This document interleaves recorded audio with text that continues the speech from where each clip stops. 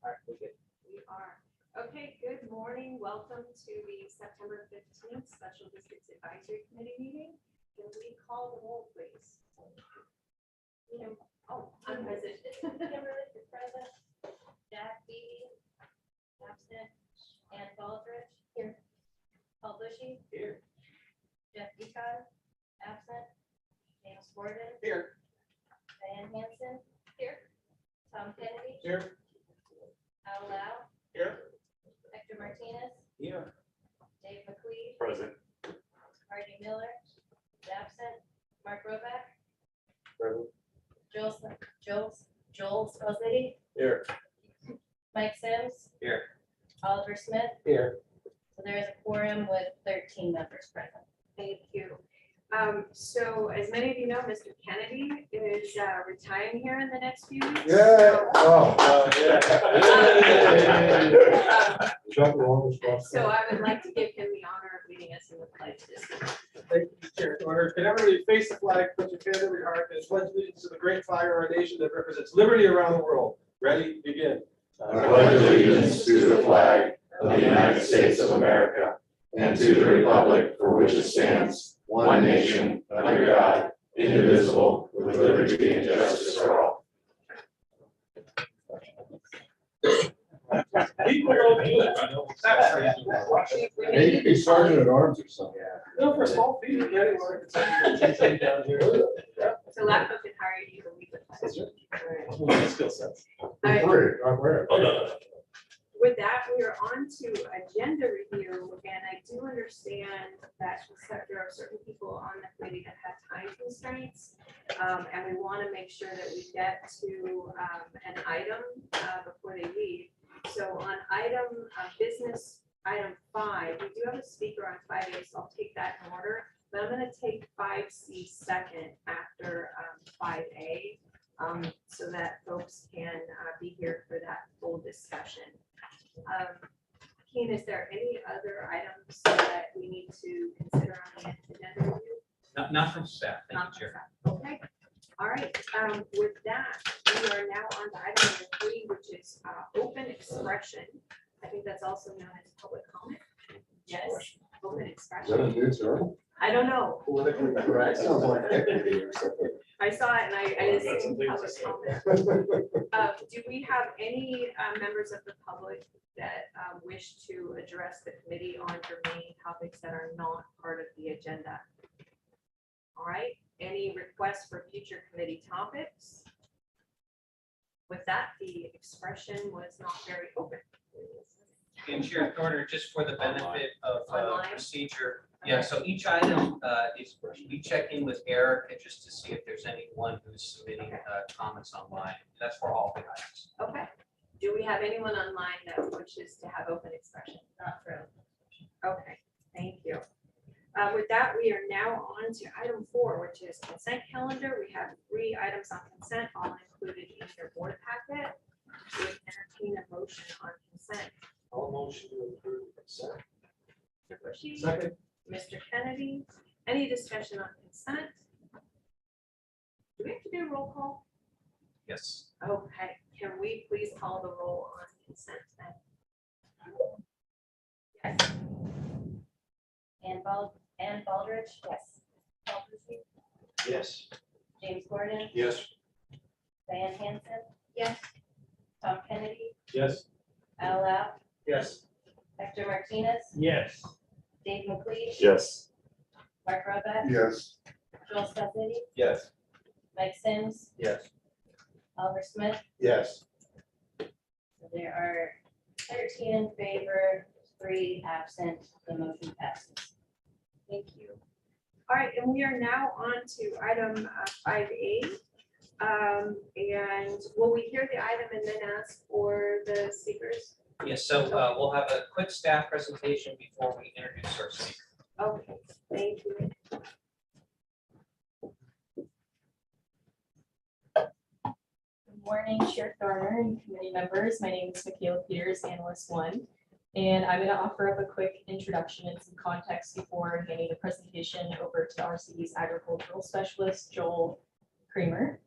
Shortly, you will receive a presentation covering the final report prepared by the RCD and tied to LAFCO's 2-year planning grant for the SALT program, which is a statewide program that provides cap and trade funds through agricultural conservation acquisition and planning grants for programs intended to protect at-risk agriculture lands and further the purposes of Assembly Bill 32 by avoiding increases in greenhouse gas emissions.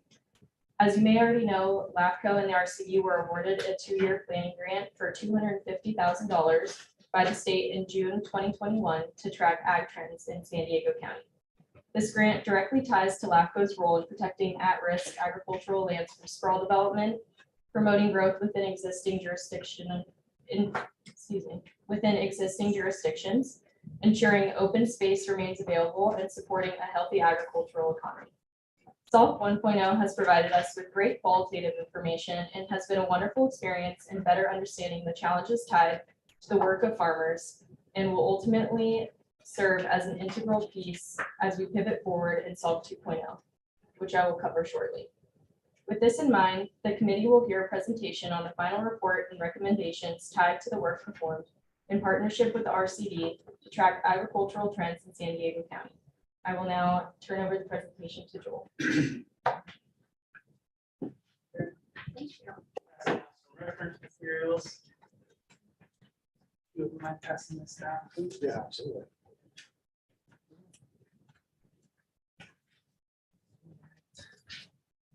Thank you, Michaela. Great to be here, everyone. Thanks for having me. My name is Joel Kramer. I'm the Agricultural Department Director at the Resource Conservation District. It's been an honor to work with LAFCO over the last 2 years on this project. Excited to share with you our findings on behalf of the farmers and ranchers we serve.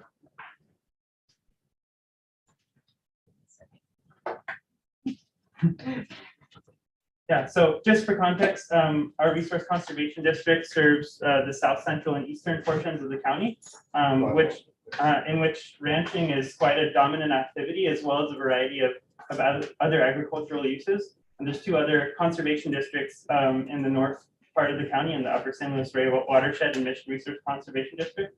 And our focus is resource conservation, but we found that we can't really serve the farmers and ranchers in our county for conservation needs until some of their other basic needs are addressed. And there's such intense pressures on agriculture at the moment that we decided to step up and support LAFCO to address greater policy needs beyond just conservation. So this project started 2 years ago, and the overarching goals were to firstly map the extent of agricultural lands in the county. So this has been done with various approaches by various agencies at the local and state level, but we wanted to make sure that those were all compiled into one mapped area. Yeah. Can I go for it? Yeah. Okay.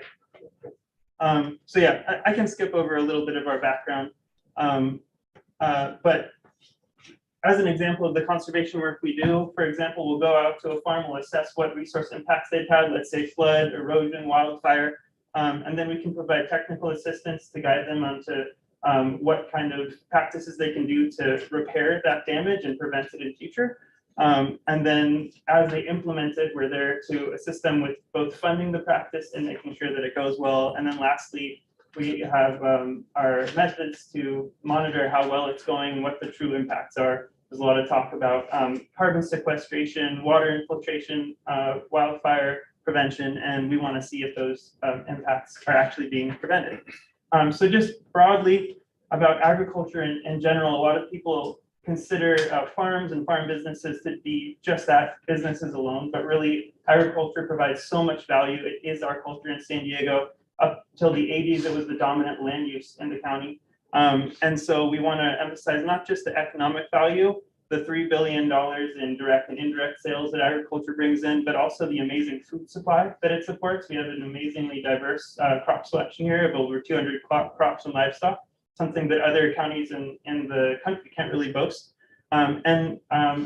Agricultural producers are land stewards. They're not just using the land, they're taking care of it. And so there's a wide variety of endangered species and native plants and animals that depend on that, on those landscapes. And then we're not just farming, we're actually leading farming. So this is the top nursery producer in the entire state. We have more organic producers in San Diego County than the whole state. And in terms of the country, we have more individual farms in San Diego County than anywhere else in the United States. So we're very proud of agriculture here. And so focusing on this particular project, the funding came from the Department of Conservation. And their focus was making sure that agricultural lands at risk don't get converted permanently out of that potential land use, something that the LAFCO supports with. And so part of that goal is also making sure that the greenhouse gas benefits of all the different ways that you can sequester carbon on agricultural lands are able to be taken advantage of. But as we approach farmers through this process, we found that that wasn't necessarily their priority. They already want to continue farming. They already believe in their business. It's a heritage and lifestyle for them, but there's other pressures preventing them from continuing farming besides just the title of the land. And so we took 4 main tasks to address these needs and see what policies were really needed. So firstly, as I was explaining, the mapping task of where are these agricultural lands and how much carbon can they possibly sequester. Secondly, an outreach approach of doing a needs assessment with producers, talking to them individually in person, on the phone, on their farms about not just what are they growing and how much, but what are their real needs are, what are their concerns, what are their impacts, and what are their aspirations for the industry. And then we took that information to, and with local government agencies and supporting organizations, went through all the different policies that are already in place and the gaps that are needed to address some of those needs. And then this spring in May, we wrapped up our advocacy phase, and I'm glad to be sharing the results of that with you today. So there was a lot of planning, there was a lot of exploring, and producers didn't necessarily have faith that the process would result in something. We wanted to show them that it would. And so we immediately, once we had these policies, priority policies identified, we started working groups to start advancing on those projects. And 2 of the handouts that you have today are the result of that. And so the first one is water availability. The water districts here will be familiar with this. LAFCO has been a great leader on this lately, but the crop swap program was a concrete proposal that came out of the need for the lack of water and the lack of affordable water. And so it would basically fund producers to shift to crops that don't require as much water, but still keep it in production, preventing those fire hazards and potential land conversion. Another major issue identified was access to land or affordable land. And through this process with collaborators, we were able to identify a nonprofit, a contractor that could help actually facilitate government agencies to lease public lands and private landowners to lease those lands and provide access to farmers who want to farm but just can't afford the entry fee. And then lastly, a major issue is labor or workforce. There's a lot of young farmers that want to get into the business, but they don't necessarily have the training or the resources. There's a lot of established farmers who have major farms operating, but they can't get people to come work on the farm for various reasons. And so we wanted to discuss that and explore it, but it was harder to address. The main proposal we had at the end was to make farm worker housing more accessible because the cost of living for farmers is just not possible in many situations. So out of all these, we came up with 10 policy recommendations that went beyond the individual farm, but to actual industry-wide needs. And you'll see those 10 in your brochures that are passed out. But there's one overarching policy recommendation that really all the others depend on, and that is making sure that farmers have a voice. So farmers constantly ask for agricultural liaisons, somebody that they could talk to at an agency or an organization who actually understood agriculture and understood the resources that were available. And some county departments may have this, some agencies may have individuals, but there isn't a clear path preventing a farmer from going down to goose chase when they need to navigate a regulation or take advantage of a funding opportunity. So number one, agricultural liaisons. But there's a couple others that really popped out. I want to applaud LAFCO for pursuing one of these in SALT 2.0. You'll see number 8, analyzing the costs and benefits of operating small farms. Farmers wanted that economic analysis because it's not just a business, but they provide so many co-benefits that are not valued. They want to make sure that that is fully valued both economically and holistically, so that they can promote the value of agriculture and make sure their farms keep running. And 2 others that you'll see in front of you are a regional land use plan, much like we have for transportation or energy, having a comprehensive plan across the entire county of not only where farms and prime farmlands are located, but what are the supporting businesses and industries and consumers that are required to make those successful and keep them running. And then lastly, as mentioned before, the crop swap proposal to address water issues. So you can explore those more later, but we really are excited to share with you in the final report the concrete steps towards achieving each of these. And to make that happen, it really requires collaboration. So this planning process was last attempted under a different grant by the County of San Diego about 15 years ago. And it was a good effort and it resulted in some critical programs like the PACE Conservation Easement Program. But what we tried to do here with LAFCO's support is to make sure that everyone was at the table. So not just an agency leading the process, but making sure that agricultural producers are at the table with their voice heard during the process, talking about the practicalities of implementing different programs, and then also making sure that a third party, a supporting organization, a nonprofit, a university who has resources, who has knowledge and connections can help facilitate this as well. And so these are some of the key players, including yourselves, that we really feel are necessary to implement some of these policies. And fortunately, an opportunity came up recently. We've already applied for it. So in addition to SALT 2.0 that you all are pursuing, the Department of Conservation offered a climate smart land management grant. And so we collaborated with the County of San Diego to apply for that, to fund the crop swap program, to fund prescribed grazing demonstrations for bioprevention with cattle, as well as mapping out what are the priority lands to conserve and for habitat value and for agriculture, and where do those overlap, so that we're making sure to have these synergistic benefits. We're waiting to hear if we receive that. So thanks so much for listening today. I'm happy to answer any questions you might have. Thank you, Joel, for that presentation. Mr. Remick, I think you had a question. Yeah, so I was looking at your number of organizations, on this down here. Sure. And I see a number of water districts up in North County, including Rancho California, which is in, neighboring county, or Riverside County. And there's a big thing going on right now that we're all aware of. There are a couple of major water districts in North County. Rainbow being one, Fallbrook being another. Why are they not member organizations for key farming water districts? Yeah, this was an open invitation for anyone who wanted to and had the capacity to participate in the work group. The ones that are listed there are the ones who are already working on an existing crop swap program. Right. So this program's already in place in Riverside, and we feel it would be very practical to replicate it here in San Diego. So Can I it's clarify open that to point anyone. as well? Right Please. now, the Riverside program got some additional federal money. It's going to be expanded. We have $5 million now, but it's going to be Oceanside, Fallbrook, Rainbow, Valley Center, joining with branch of 5 agencies will be administering that program. It had been administered by the team RCD in Temecula, but the folks at Rancho are putting that out for get proposals from third-party administrators for the program. They expect to select one by the end of this year. I don't know whether or not they're going to use an RCD for that purpose. I'm pretty confident they're not.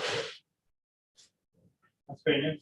And then my follow-up question is, speaking of Fallbrook and Rainbow, there's another big item with them right now regarding farmers, and it's been said that them leaving the San Diego County Water Authority is going to hurt other farmers in the county in a really pronounced way. Can you speak to that? I'm sorry, could you, are you talking about This is a good time to dodge the question. how that might affect the crop swap program or agriculture? Well, in how that's general? going to affect, well, you're here really advocating for farmers, are you not? Of course, yeah. In the San Diego County, they're, more in San Diego County, do you say, than any other city in the Any other county in the country, yeah. Yeah, that's pretty amazing. So pretty I'll awesome. So- just jump in, that's a good question, but it is outside the scope of the grant that Oh, Joel was working. okay, I'm not, I can answer generally just to say that we've identified a number of opportunities that will universally support agriculture and that shouldn't affect that. all right. And then finally, something completely unrelated to that, I noticed on this whole harmony is rather new to me, but on your brochure here, you talk about on the back page of it, it refers to the Rancho Hamul Grazing Management Plan. So I actually represent Hamul for Water District, and so I'm not familiar with that. Is that, what is that exactly? Yeah, we've had a lot of fun with that one. The California Department of Food and Ag funded a demonstration project for prescribed grazing. So basically shifting cattle through smaller pastures throughout the year. And that can be used strategically to reduce wildfire, to infiltrate water, to store up carbon. But one of the most concrete impacts we've seen is bringing back endangered burrowing owl populations. So the biologists at the reserve have assigned cattle to certain areas that burrowing owls were previously just moving through, and now they're multiplying rapidly and actually following the herd through. And it's being used in Ramona as well. So it's been a great That's project. why cows are grazing in the front yard. Yeah. I'm brewing else. So, thank you for being here for presentation. So with the policy objective, previous slide, one of your policy objective was build second water facility and preserve corridor for farms. And of course, the slide shows City of San Diego, City of Escondido, City of Oceanside are big supporter of all the policy goals that said earlier. Just out of curiosity, knowing the City of San Diego, City of Escondido, and Oceanside, they have very active, ongoing or land or being constructed, big pure water, 30% water, drinking water. Have they, being a supporter of this program, have they made any policy commitment to reserve some of that water to ag? Is that formalized or? Yeah, what does some that have, look some like? That's my haven't. question. I think you're right to point out City of San Diego in particular. City of Escondido definitely has, and they're a great leader. And this City of Oceanside is considering implementing that, and they're talking with farmers in Morro Hills. San Diego has the biggest agricultural preserve of any municipality in the United States, but it's still thought of as a mostly urban city, and so it's a huge opportunity they could pursue. So far, I'm not sure that they're pursuing that. Just to follow up on Al's comment, and I saw that as well, we looked at recycled water to serve groves in our area, but the cost of running the purple pipe out blows the economics out of the water. The other main problem with recycled water is the TDS and the water quality of it. There are certain crops that take it, but avocados certainly can't. So when you look at one of the most water intensive crops in our region, avocados, the recycled water is not an option. Yeah, I think in this case, it's reverse osmosis, and they are supplying it to avocado producers in Escondido. Yeah, but you just can't, that's even more expensive than water. It is. Get to that point. And to really, It doesn't work for everyone. yeah, yeah. Any other comments? Any work south of the 8th? With your group? Yeah, definitely. Our office is in well, I just said some, but Hummel is one example. Our main farms and where we're supporting beginning farmers is in the Nestor community of San Diego by the Tijuana River Valley.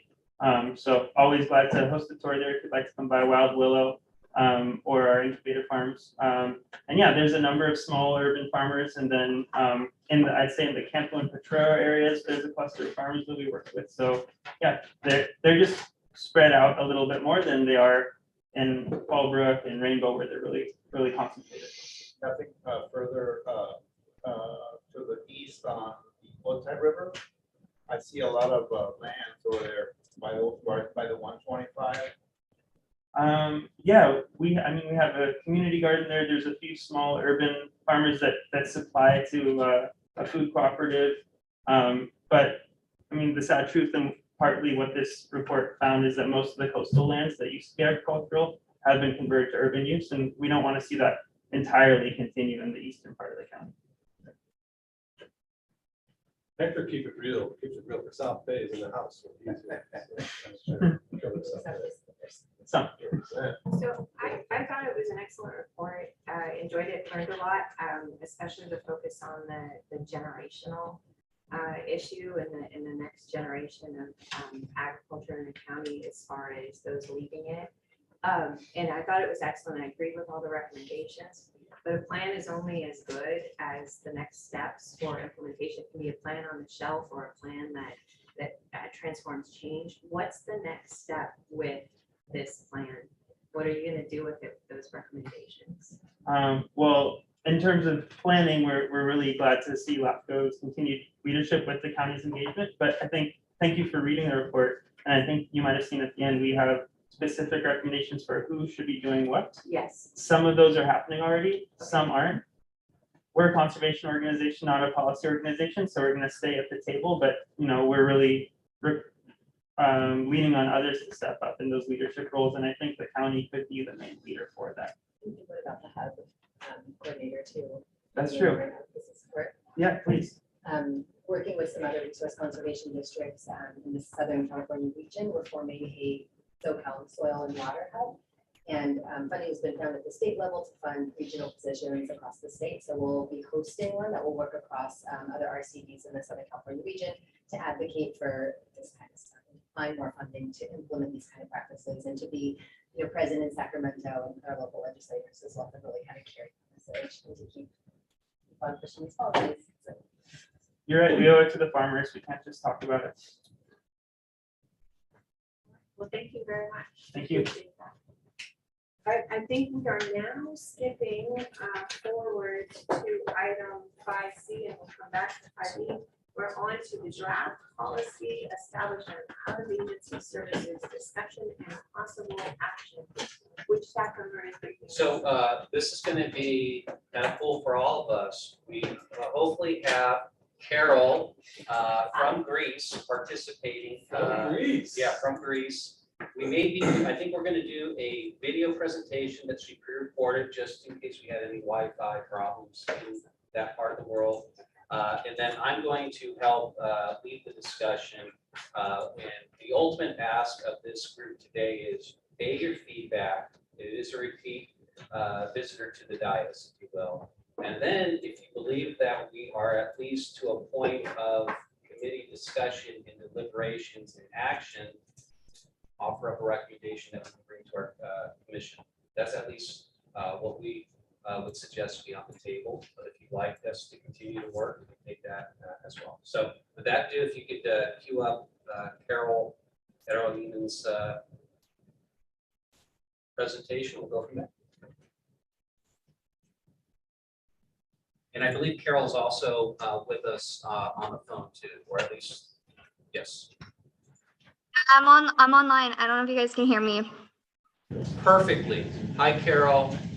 Hi. What time is it? It's 8 o'clock. For you, 8 o'clock on a Friday night in Greece. All right, I'm gonna start playing the video.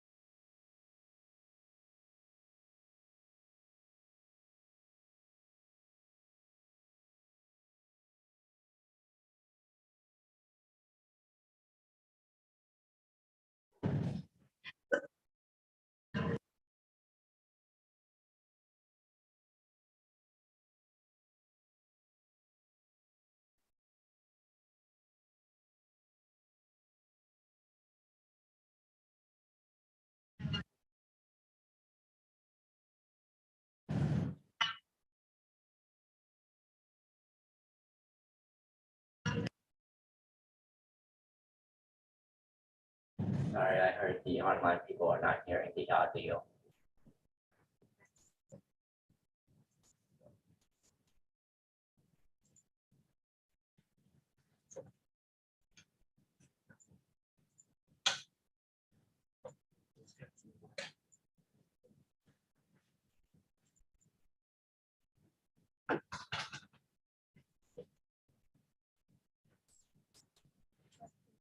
comments really during that last item. I did not ask if we had any speakers online for item 5A. Hey, I got lucky. Yeah, it's very might be about that. Yes. I'll tell you. Thank you. I will try to remember from now on. Raise a hand. Put a little note beside each Each item, item. say, Anyone else? Yes. Okay. online.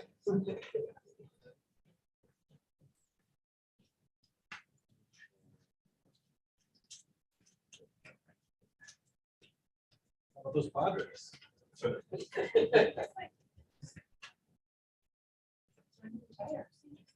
Number 4.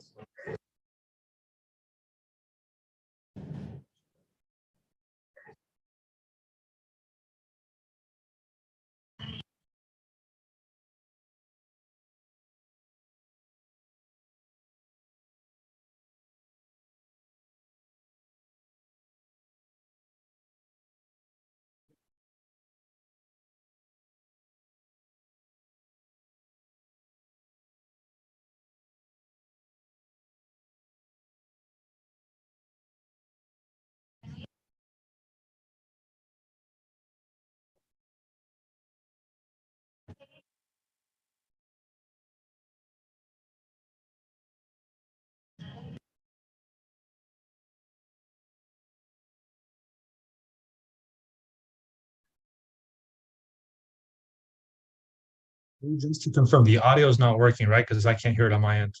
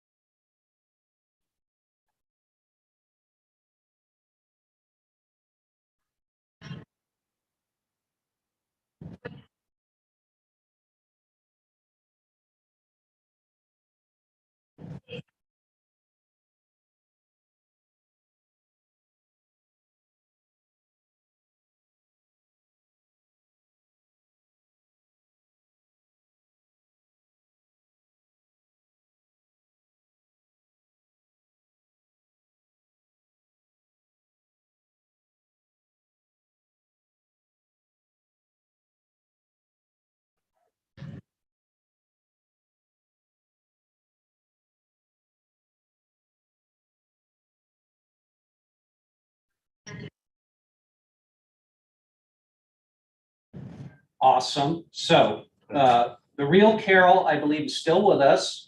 Yes, Carol? I'm here. Awesome. So Carol, I'll go ahead and kind of lead the discussion here in the room, but please be ready. I may have some, I may redirect some questions your way, but committee, as you heard, there are a number of key takeaways here that we're bringing to you. I'm going to just, for the benefit of being crystal clear, go down and drill down on 3 of them, okay? So what this policy does is it would make explicit, and again, despite what the mothership up in Sacramento with CSDA and their troubling ways may think, we are saying in this policy, LAFCO determines exemptions, whether those exemptions are in statute or whether we have created carve-outs themselves.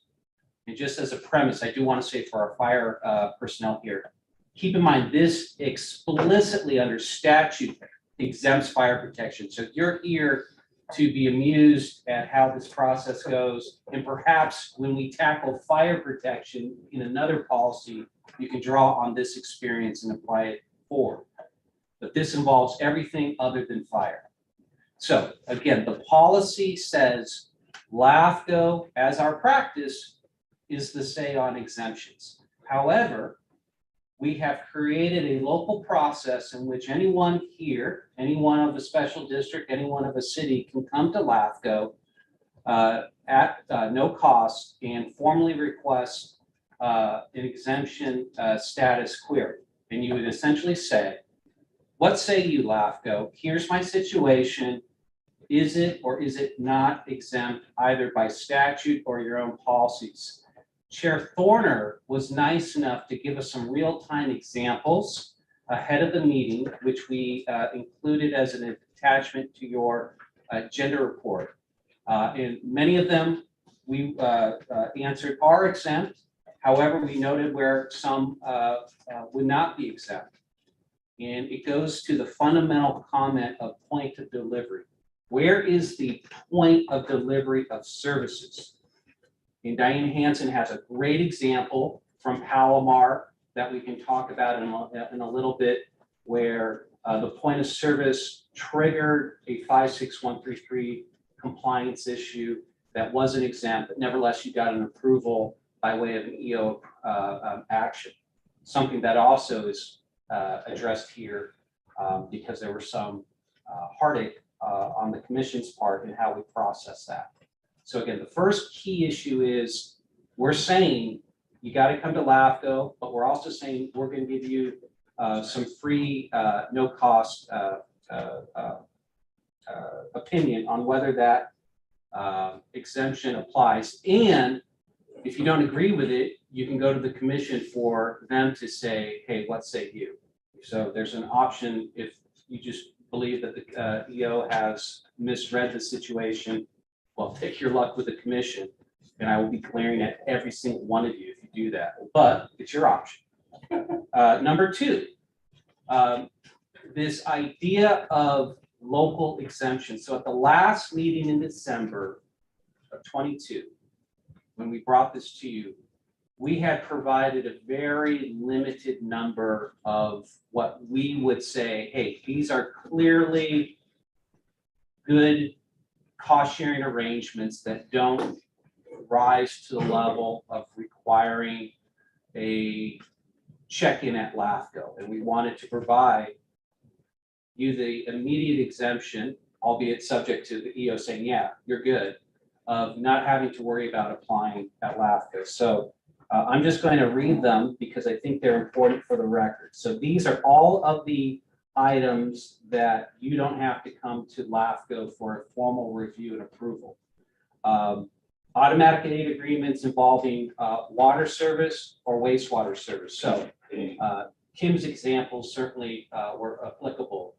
If you have interties for the benefit of dealing with interruptions in service, whether planned or emergency, and those services again are just to address otherwise temporary issues, you don't need to get a formal review and approval from LAFCO. Wastewater and water. Automatic aid agreements involving police activity. We don't, again, include fire protection, but police. So whatever automatic aid agreements are involved in that sense, they don't come to LAFCO. Now, here are some more nuanced. And I draw on this both here in San Diego, but also my experience in other counties that are common cost-sharing arrangements between cities, districts, and the two.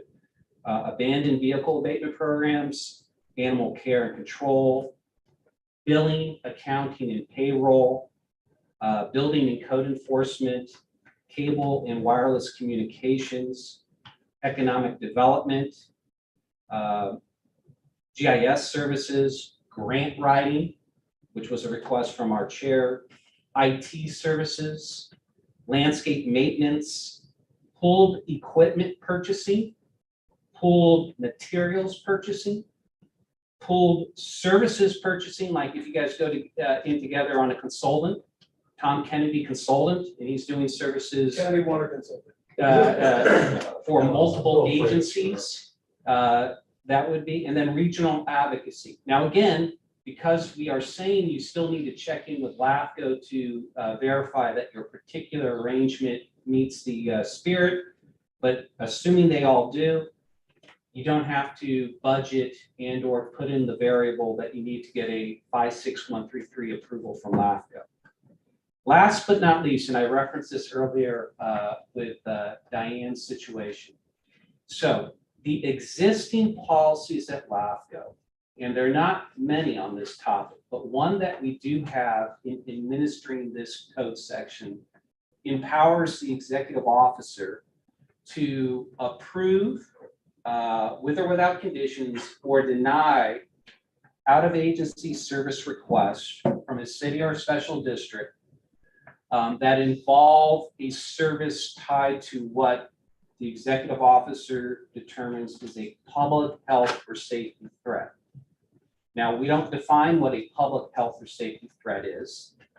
And in fact, that is part of the anguish that occurred several months back at the commission on a particular example.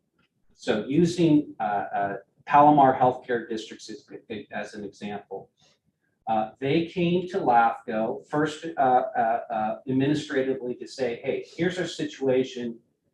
Does 56133 apply? And the situation was, we have some community clinics that operate outside our jurisdictional boundary and service sphere of influence. We'd like to enter into contracts so we can provide those clinics patients laborious and OBGYN services at our Palomar hospitals. So the first comment goes to, well, where's the point of delivery? And so LAFCO staff and our council determined, even though the service was being concluded within the Palomar jurisdictional boundary, in their brick and mortar hospital within their jurisdictional boundary, LAFCO concluded the actual point of delivery was outside at the place of the clinics. And these clinics' offices were sourced and located beyond Palomar Healthcare District. So the first part of the equation was, yes, you're subject to a 56133 approval. So now we jump to whether it's a public health or safety threat. And we would do this with any requests that we receive. Most are a little more black and white. You know, if a water district says, hey, we got to serve this person, their well ran dry, or we need to serve this person, their septic system shot, and we're getting a notice from the neighbors, there's a problem. Those are more black and white. This was a little more nuanced, but it goes to an example of the thought process and the navigation of the gray that some of you bring to LAFCO, and what this policy hopefully will address. Or at least provide some guidelines. And that is, in Diane's situation, there was, I believe, a reasonable public health and safety threat existing, because in absence of LAFCO saying, yes, you can contract with these outside clinics, the clinic's financial standing was in shaky and otherwise uncertain territory. They were attesting, which is the part of the documentation process, that without the contract with Palomar, not only did they have uncertainties about the level of care that they could otherwise get for their patients that come to their clinics, they themselves, the cost recovery of the alternative, and the alternative in this situation was contracting with Tri-City or having a relationship with Tri-City, was going to bleed them into closing their doors sooner than later. So LAFCO staff concluded, yes, it's a public health or safety threat. Some of the commissioners disagreed. So this is why we have a third part that I want to drill down. And that is, we are adding a provision that says the EO can still go forward and make an approval or denial for that matter on a public health or safety finding. But we've got to give a 48 or 72-hour administrative hold, provide notice to the commission, and give the chair or vice chair, whoever they may be at that moment in time, the ability to say, we need to redirect this to the full commission. And at that point, the EO's action transitions into simply a recommendation to the commission, and the 8-member voting board then makes the decision. So we think that's a good check and alteration to those who may worry, and certainly Tri-City in the example I gave, worried that the EO's decision was off base. And so this provides a conduit for them to take it up directly to the commission, assuming that either the chair or vice chair agree that there's enough questions to bring it to the full commission. So again, what we're looking for the committee today is, are we on a closer path to what you think is agreeable? And again, I understand, as Tom Kenny has mentioned many times, this is not, on your own, you just assume not to have a policy or a constraint on your otherwise, albeit misguided, belief that you can self-exempt.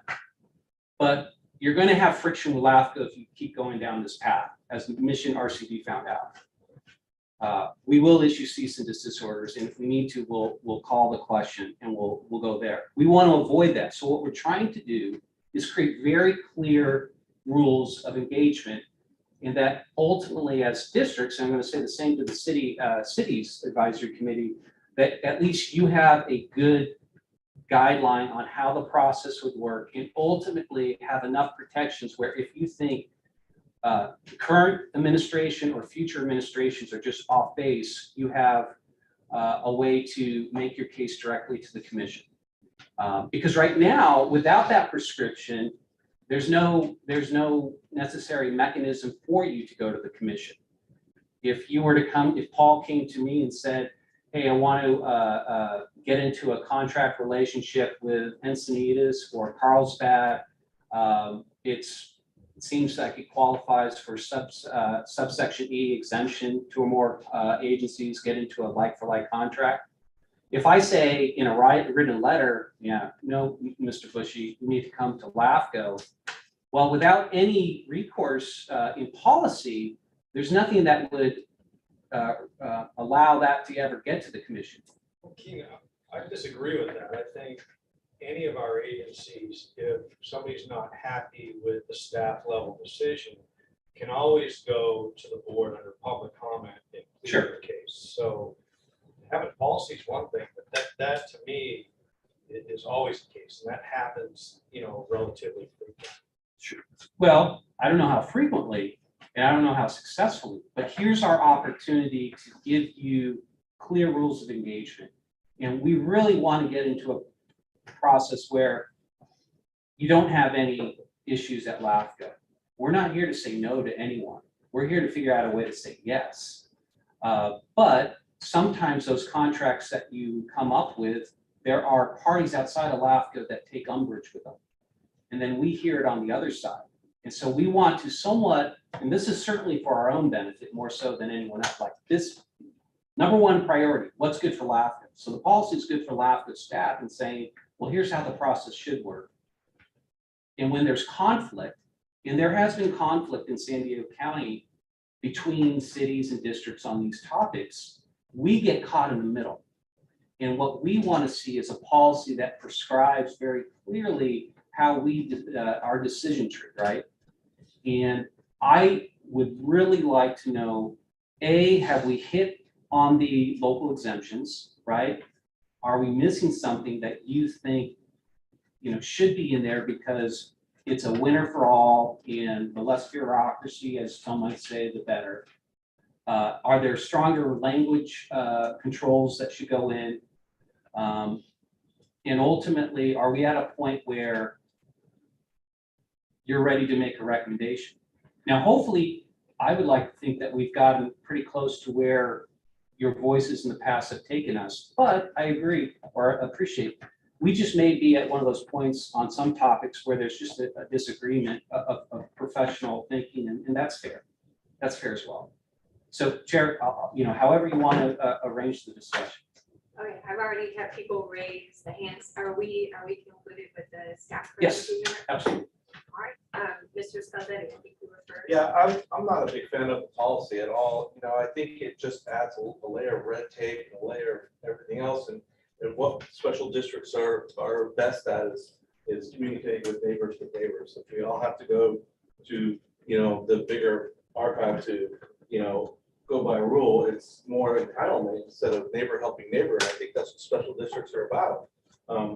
We have all kinds of different neighbors that we share services with even confined space that we let the paramedics use, and we share services with the city, with sweepers and all these things. But to have to go to LAFCO to define every little one, it's just so micromanaged. I don't think that's what LAFCO should be doing. So I'm not a big fan, and if I have to have a recommendation, I recommend that we don't have a policy like this. I think it's really doing a disservice to our agencies, special districts, even working with other agencies. So. Mr. Gordon, Mr. Roback, and then Mr. Bushy. How many approval requests for out of agency services do you think you're going to get in a year, or over 6 months, or over 2 years? And how much staff time is it going to require? Do you have the existing staff? And then I have another part of the question. So, and staff can correct me, but I believe right now we do maybe 2 to 4 actual go to the commission with approvals a year. In terms of just inquiries, probably 3 to 5, where we ultimately conclude, no, that's not a 56133 issue.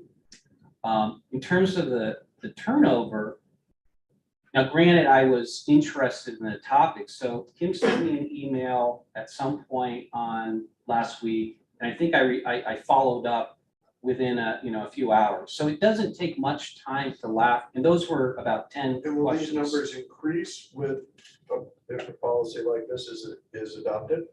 I would assume so, but I don't know. And so part of the issue, and James, you bring up a related point. We don't know what we don't know. And so I don't know how pervasive these arrangements are.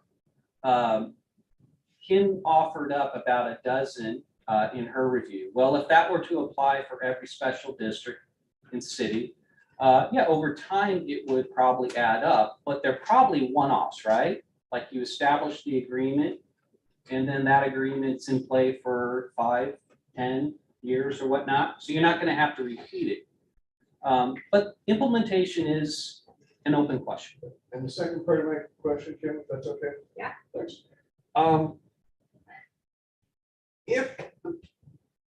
Obviously, if we vote on something and, it's not doing anything with it, you're going to pursue it. What does the future look like if you don't get the outcome you want here? Or with the full voting board, you're drawing a line in the sand. Yeah. I'm just curious what that line looks like. So Thank you. Staff's not drawn the line. The commission has put this in the work plan, right? So this is a decision by the bosses. They have concluded that whether it was the RCD example, whether it was the Palomar Tri-City, part of our problem here is we don't have something on paper to give agencies clear direction as to when they engage LAFCO versus when they don't. So, well, I don't know if this leads to any of answering any more of your questions, but let me drill down. The commission is going to adopt a policy. That's what they've told me for now 2 fiscal years in a row. They put this in their work plan. It may be the policy you see, or it may be something very different. So I would encourage, even if you're not wild about what you see, and I understand, Joel makes very good points, and I take them as they're intended. I would encourage you, though, to at least offer up something under the idea that something will come of this. I've got Mr. Robeck, Mr. Bushy, and then back to Mr. Scalzetti. Right. All right, so Keen, so the LAFCO board is, as you just said, has instructed you the last 2 years to do this, correct? And that's an outgrowth of the Mission Conservation District situation? Very much. Okay, so obviously that makes sense. I think, LAFCO, we're here to find ways to make government more efficient. That's kind of really distill down what LAFCO is all about, is it not? It's figuring out ways to make it more effective. So you also stated it's the state law, and this is why you're doing this. So I'm wondering, if this isn't making government more efficient, should we be changing the state law to that end? Or does this somehow, in your mind, make government more efficient? This new policy? I certainly believe it does, because if you know the rules of the process and they're applied for everyone's uniformity, just the auto response leads you into the right direction from the start, rather than perhaps the uncomfortableness played out with the mission scenario where we had to unwind contracts. So you firmly believe it's going to make things more efficient?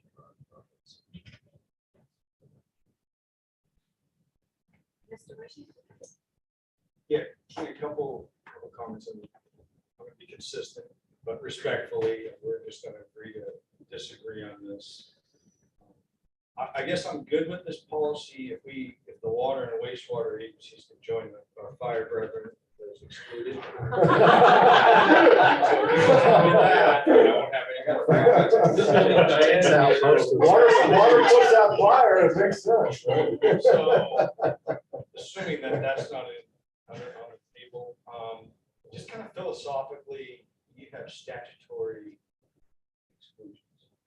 Yeah. And if we have to go to get approval that it's actually excluded, that doesn't sound like an exclusion to me. That sounds like an approval process, because you can always disagree.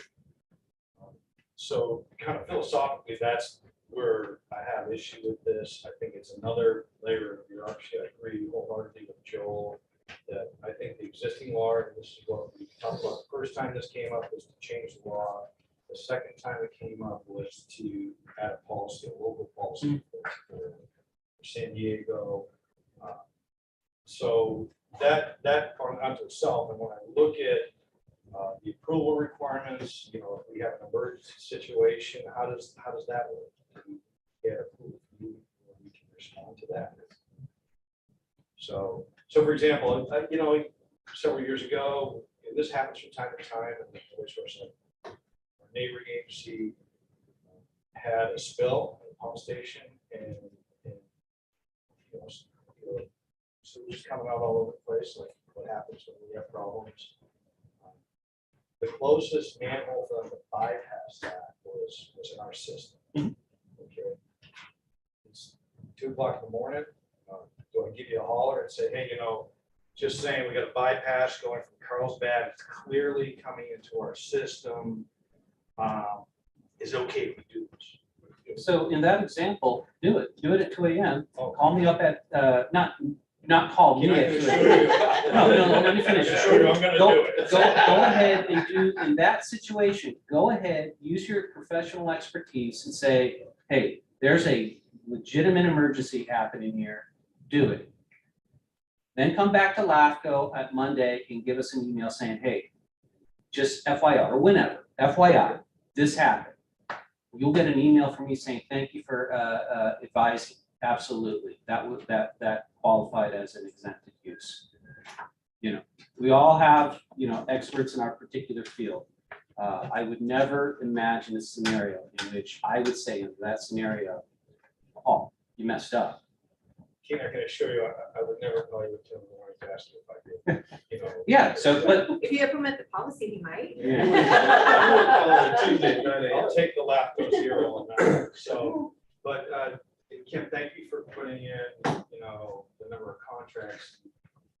This is to James's point too, is the resource requirements. On several of your key, you responded very quickly, but several of those issues you said would require further analysis. Yeah. So, okay, say Kim's got a dozen, we may have a dozen on our end. Everybody in the room has a bunch of these small, like, shared agreements to just make things more efficient for our agencies in terms of equipment, resources. But that required more LAFCO staff at some point to be able to properly analyze these.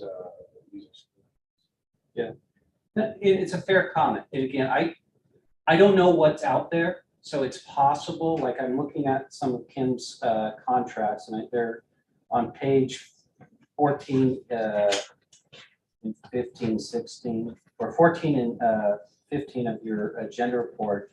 Most of these 16 or 18 items we were able to address right then and there. But yeah, some of them. But if I remember the one that was our sharing of equipment with Kim, that would require further analysis. So. To the, where's the point of delivery, right? Yeah, in this case, there's really no point of delivery, it's sharing equipment to operate Yeah. the system, but, so from that standpoint, and kind of getting back to what we talked about, I think it was 2 years ago, and there was a subcommittee that several of us were on, the mission conservation thing with Greater San Diego, to me, in no way, shape, or form is exempt from the existing statute. I mean, really, and what happens when that statute is violated, you issue the cease and desist, and if they don't cease and desist, then, you take legal means to figure that. And I feel like this is an end around because LAFCO didn't want to take, that under legal status. And that's kind of the law, and when I think about statutory exemptions, I was talking to my colleague here, I'd like to ride our mountain bike. Hey, we don't need a license to ride our mountain bike, a driver's license, but do we go to the DMV to get, that validated that we're an exemption, or how does that work? It just seems like it's one more layer of regulation and bureaucracy, and you can tell that from the comments here from our group, we're pretty heavily regulated, and with the little bit we can do, we try to be efficient. And I just don't think some of these things are that practical. So, that's kind of how I feel. That's you're over that, but it isn't personal. It's just, I think we're just going to have to agree to disagree. I've got Mr. Scalzetti, Mr. Kennedy, and Ms. Hanson. Yeah, I'm there with Mr. Roback too. It's just about efficiency too. It's like, we really need to be able to, we're so heavily regulated right now. We just really need to be able to do the business that we do. And I just don't believe in like Mr. Bush said, no offense, but bad policy, just make policy. So I'd like to make a motion that we don't give some feedback and give the inclination that we would entertain some of these things. So I think we should make a motion just not to give input or give a recommendation that this policy is good policy. So is it a recommendation for no input or a recommendation that it's not a good policy? Not a good policy.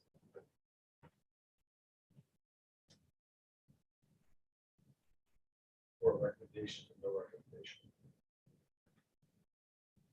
I would just simply, and again, it's the committee, you report directly to the commission, you don't, we staff it at your leisure.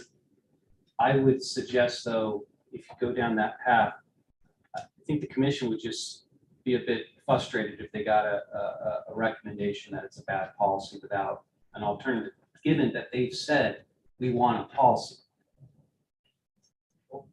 Why don't we finish the comment and then we'll come back to your, is that agreeable? Sure. Okay, all right, Mr. Kennedy, Ms. Hanson, Ms. Baldridge.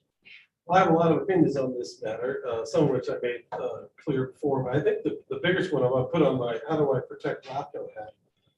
I think the policy is written will be unenforceable on practical way. Just as Mission Resource ignored a cease and desist order for quite some time, King, you indicated that you would then call the question, which I assume that we're going to Superior Court.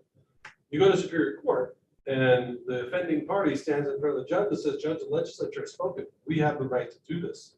LAFCO has created some local policy, but that doesn't override what the legislature has given us. And so I think there's a material defect in the policy from an enforcement standpoint, unless you actually change the statute, because the legislature gives rights away.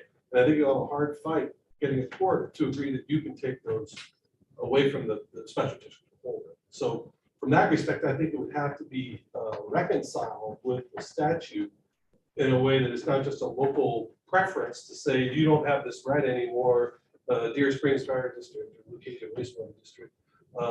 You are now subject to a regulation that doesn't exist in statute. So that would be, from my end, why I would recommend it go back and get somehow aligned with how this thing could be enforced. How would it be when you say I'm going to call the question?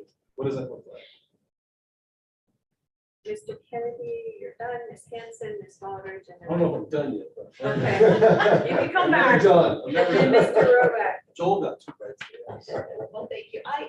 I actually, and I hear what everyone is saying, as a heavily regulated industry, I agree, less is typically more, and the example you're giving, having gone through the experience that I did, and part of it was also me not having a playbook to know the rules of engagement, right? So that was part of the challenge here as well, having never gone through this process. I think what I appreciate about this is the staff took a significant amount of heat in this issue, which was not appropriate. And there was a lot of misinformation out there, and appreciated that, the executive officer was willing to listen to us, our perspective, and the clinics to help make a decision. And I think, so from my standpoint, I think this gives the staff some cover when they are in a situation where they need to make a decision and stand behind whoever that special district is. Hear what you're saying also, but in my mind, the policy comes into play more when there's a dispute, right? Which clearly there was between Tri-City and us. So for examples, I think that you gave, in my mind, I'm thinking if you have an agreement with another district, right? Unless there's a problem there, you're probably not going to have to get a lot of engagement from the executive officer. So that's my take on the situation. Appreciate too that thinking it might be more on staff and more, but I think you would probably have to look at that as it plays out to see really what that demand becomes. But if Tri-City and Palomar were in agreement, I don't think we would have even had to worry about this, right? We would have just signed a contract and that, it would have played out. We had to sign a contract because the clinics came to us, but then it was the dispute follow-up after that was kind of more of the headache and more of the challenge. So. And I think it's appropriate to have Yeah. those isolated situations, but I think this is just going to create all kinds of situations all over the county with everything.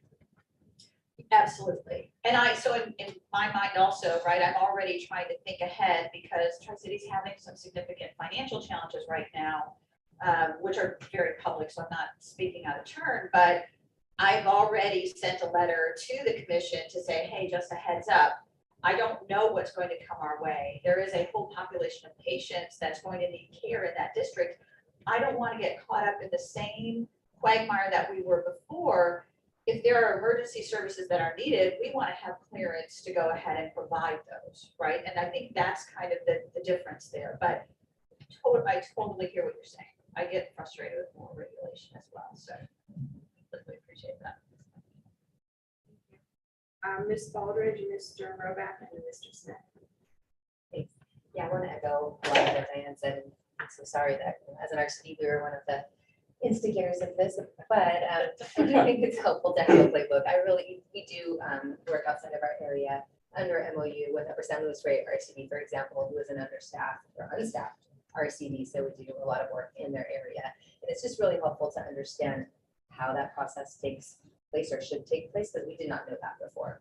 Similarly, we do some work outside of, well, within our sphere of influence, but outside of our district boundary. And we do have, aspirations of including that sphere into our district boundary, but we're not there yet. So it's helpful to, again, know what happened, what steps we should follow. I wanted to just see if I could get a little clarification about this policy. And so where it talks about in 3.1, where we can go to get a no cost determination from the commission regarding if an activity or a proposed activity is exempt. Mhm. If it is exempt, then that's it. We don't have to go forward into. You do your thing. You do your thing. And so it seems like a lot of the work that we're talking about here would be exempt, and the turnaround for the exemption is pretty quick. And would any existing agreements or MOUs be subject to this, or can we just proceed if we already have those MOUs? So if the agreement, and that's a good question. So if the agreement arrangement predates January 1st of 2001, then it's grandfathered in by the statutes. It's possible we could entertain putting a different and more recent exemption into this policy as a local condition that says, hey, anything that you did before, I don't know, 2020, so I kind of went off where you were asking, but so Anne's question is, if you have an existing arrangement that predates January 1st, 2001, you don't need to come to LAFCO. If you do, if anything's after that or extended, so keep in mind, we're dealing with a local definition too. So the statute says any new or extended service. So there is, I should be look at what we define as extended. Yeah, because then I can give an example of that. We already have an MOU to work with Upper San Luis Rey RCD on a lot of wildfire prevention activities.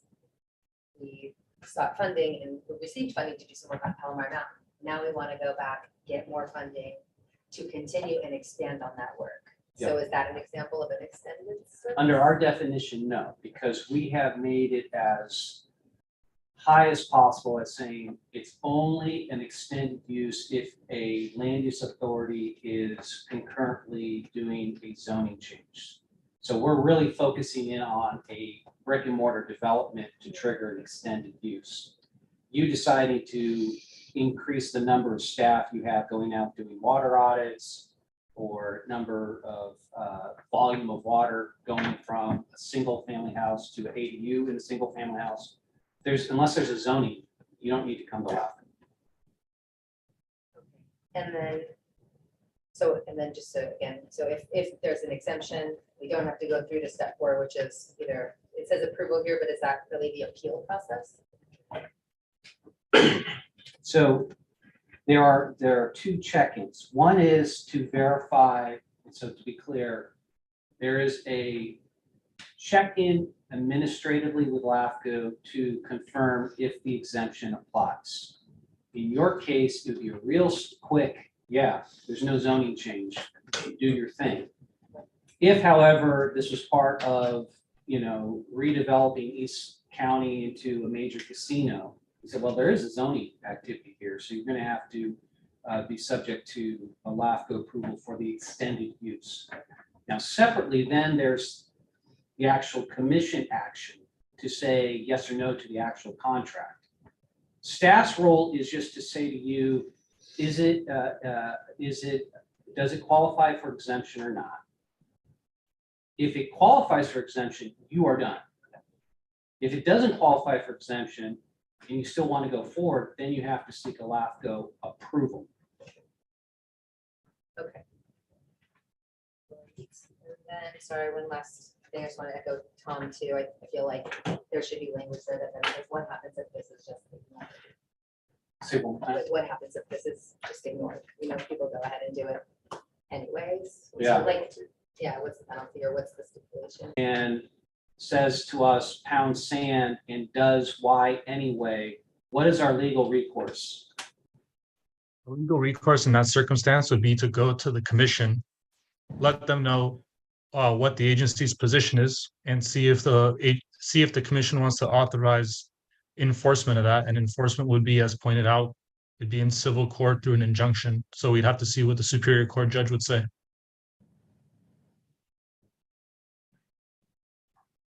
Well, I guess what Tom was asking too was the likelihood of success there too. Obviously, you don't know. But is there other case law that wants anything similar to this? Well, this predates both me and Alex, but I believe we were ultimately successful when we weighed in with Coronado in Imperial Beach in the Navy. And there was litigation there as to whether LAFCO's determination that something was not, or something was exempt.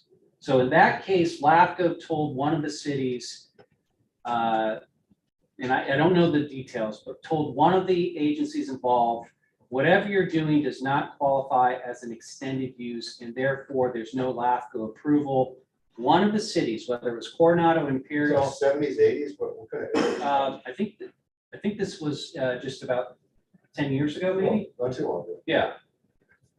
So in that case, the court did conclude LAFCO had the authority to determine, although in an inverse way, what was exempt or not exempt. In that case, we told either Imperial or Coronado, whatever you're doing, you don't need to go to 56133 for an approval. The other city, and again, I don't know which city, said LAFCO's not doing its job. And the court agreed that we have the authority to say what was it exempt or not. Mr. Smith, Mr. Sims, Mr. Gordon, Mr. Lau. I'm a definite supporter of reducing any additional oversight that the districts have to deal with. We've got enough already. However, in some cases where you're talking about significant amount of resources, money, people, facilities, and so on, there's probably a rationale for someone outside of the two parties involved, as it were, to take a look at this and say yes or no from that point of view. And what I'm concerned about is the low-level stuff. And the example I've been giving is we contracted through a mutual aid agreement for a Vector truck with Fallbrook. That they don't use the whole thing all the time. We don't use it all the time. It's an expensive piece of equipment, and it might as well be shared. And if we can come to an agreement on it, fine. It's low level. It doesn't affect basically anybody else. And we know that if one of the other party decides there's a problem with it, they can always kick it up. And LAFCO is there as where you kick it up to. And then LAFCO can make a decision as to, can it be an executive officer, or does it have to be the whole LAFCO board?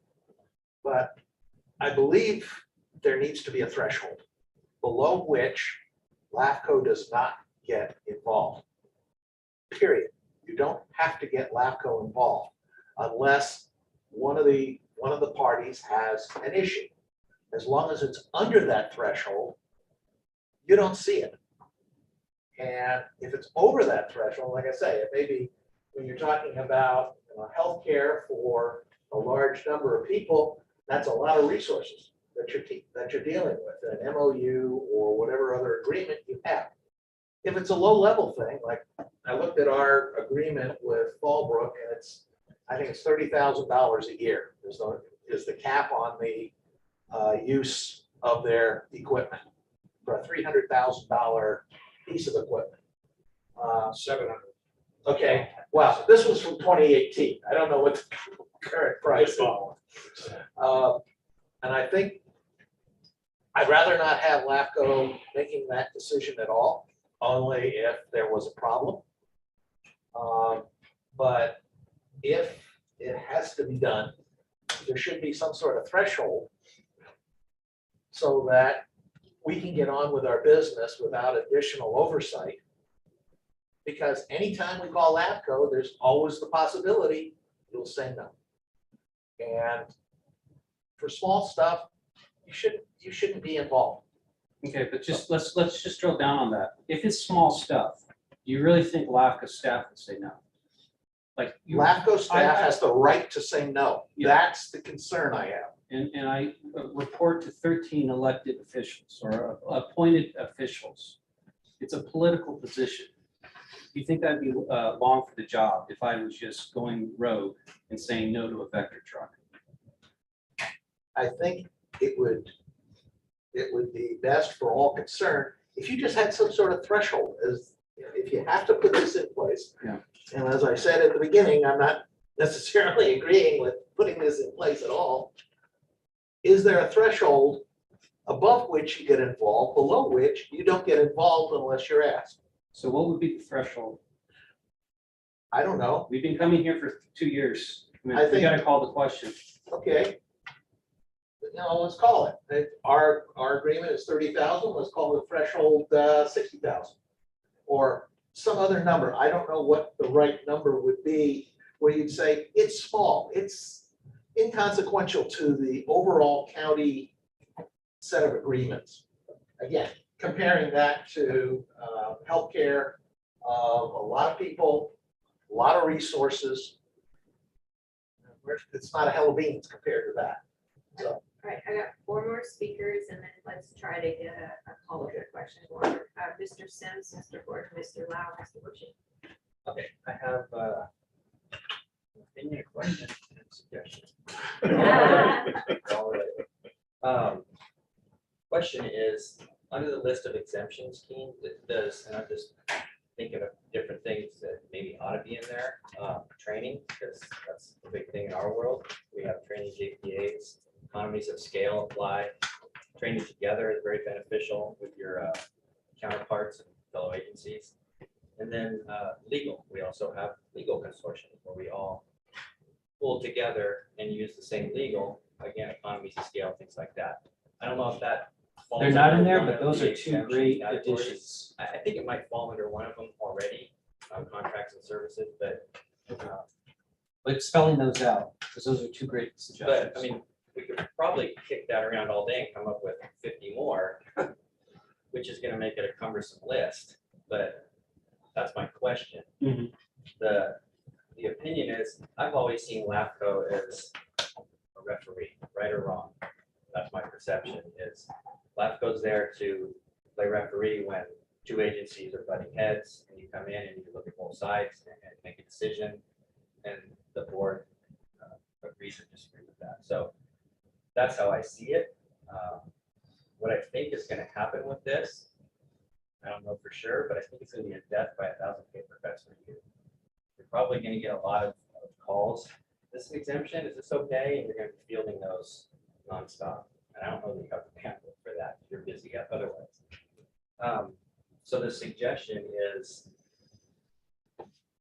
maybe clarify that list of exemptions better so that we don't have to come to you. It's clearly an exemption. I'm capable of reading and making that decision. I know it's an exemption. If I misinterpret it, then we can come back and we can discuss it, but eliminate that step of having to come to you for your benefit and also in a timely fashion for all of us. And I think that would probably serve both parties much better, because I see both sides of this equation. I agree with a lot of the stuff that people are saying about decreasing layers of red tape and things. We have enough stuff to deal with and do. But I also appreciate guardrails and guidelines. That's the world we operate in. And it's nice to have a plan to follow. Just need to maybe tweak it and make it work better for everybody involved. And training and legal, when you mentioned, they would be on my list. We have joint training with the fire department. We have a legal consortium of water agencies that share HR training. Mr. Gordon, Mr. Lau, Mr. Bushy. Tom, Paul, wasn't this on, we were on a subcommittee? We've done this for a few times. Yeah, it was pre-pandemic. So I guess. They have all over. I know. I mean, here's where I'm at. Been trying to figure out if this was an open vote. I'm not saying there is going to be one, but what would I do? And on one hand, I really do appreciate that you have spent a lot of time, maybe your team too, most likely your team, to try and make this more palatable. It goes back to, I remember we had conversations on this, on the subcommittee, 2020, 21, back then, and it's come a long way. The problem is, I think this everyone is noting, there's a million reasons that people are concerned. There's a lot of reasons that people are concerned. And I don't know how you handle it. You've tried to, and you've done a good job, quite frankly. I've tried to meet a lot of the comments over the last year or more. But the end is it's a fairly significant it overreaches the wrong term. It's a significant reach. It involves a lot of people. And it's just another layer of bureaucracy. It may make sense or may not make sense. Is there, if there's no other way to keep redefining this, what's the way you put it through the system so at some point it becomes a fait accompli and San Diego may get this particular wording or may get something less favorable? Does that make sense? What I'm Yeah. asking? Well, I think the commission is calling the question this year and saying, bring something back. It's been long enough. This is the version that we have come up with because we think that it works. Yes, is the implementation a bit uncertain in terms of, okay, how many paper cuts are coming our way? But a lot of policies are like that at LAFCO. We're not quite sure because we don't know what we don't know, right? I do have a suggestion just for the benefit of time, because I'm hearing the majority of understandable inks coming from 3A. The Commission determines eligibility of all statutory exemptions under 56133, as well as local exemptions provided under policy. If we were to just simply suspend that part of the policy for another day, what would I tell the commission your feeling is on the rest of the policy? I actually had a suggestion because that was the part someone else determining, right? And I get and I've heard everyone else here say, when there's a problem, we do want LAFCO to be the referee. And I almost feel like you have the statutory exemptions already written into 56133. You've come up with a list of local exemptions.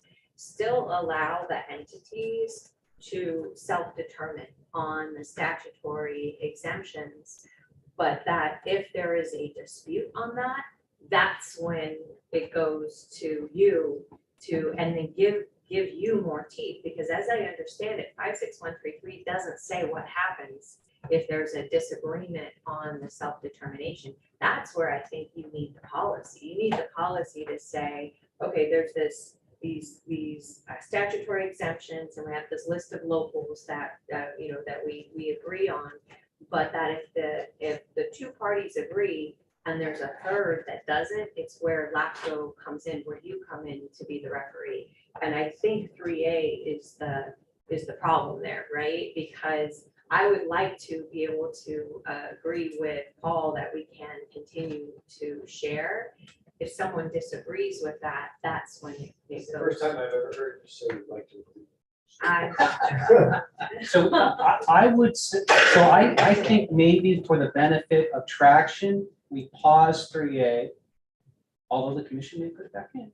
But the one thing I want to point to the chair's otherwise very reasonable comment is, most of the need for a referee is when two agencies don't get along.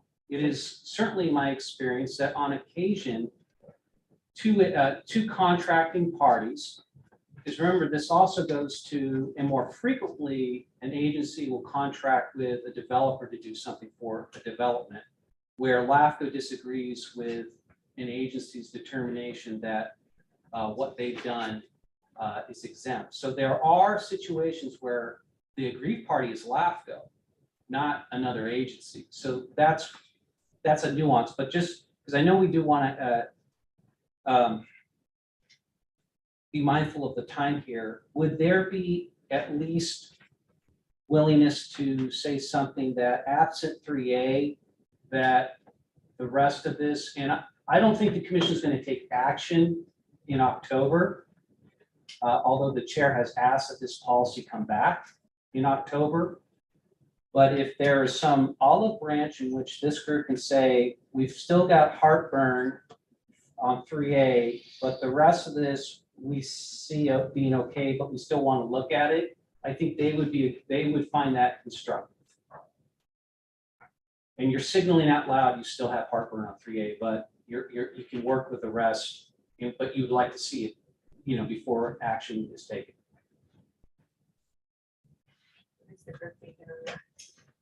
I just want to be clear that suspending 3A is, I can support it if you eliminate it. Be very clear about that. Well, I think that's the motion, that right now you don't see a path on 3A, but you Correct. see a I path just on want to the make other sure I stuff. understand what suspend. But that's not to say, Does that line up with Joel's said? Does that line up with what Joel's comments were? That, he was saying no for the whole thing. My understanding, am I incorrect? Yeah, I think like Commissioner articulated, they're there to be the referee. And if they have some kind of problem, then they get involved in it. But why have any of this problem? I think the other Yeah, that's the problem. problem. I'd rather have at least some. You can at least list the exemptions, and then if you look on your list of exemptions, say, for example, if I had some sort of equipment sharing. That's exactly what it is. So my concern on that is that we all have that feeling of paper cuts and that, oh, they're gonna be really busy. Well, what does that really mean? It just means an agency gets less efficient, and then we don't get our time back. They don't get back to us for a month. Oh, we've got to online, we've got to wait. And those, that just makes government less Joel, efficient. if you take out 3A, you don't have, and you wouldn't have to go to LAFCO.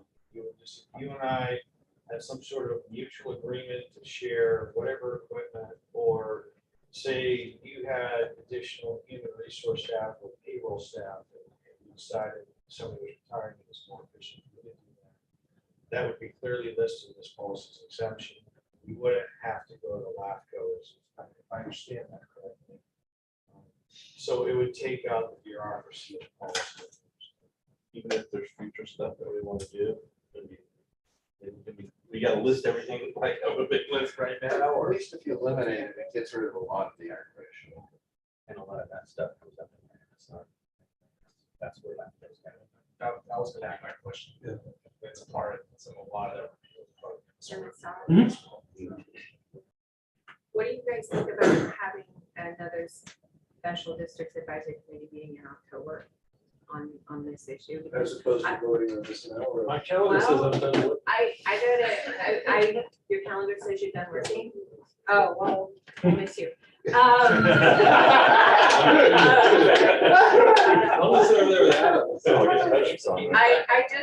I also, I'm looking at it, and of course, my legal mind is going, 3A is gone, but 3B3 is still in there, and you have to reconcile that, and I would want an understanding of like that, what we are recommending going to. well, without 3A, there is no directive for you to come to LAFCO. The rest of it still speaks to LAFCO's role in giving you advice if you want to voluntarily come and say, and I would encourage you to do so, hey, we've got an exemption, what say you? And many of you do that.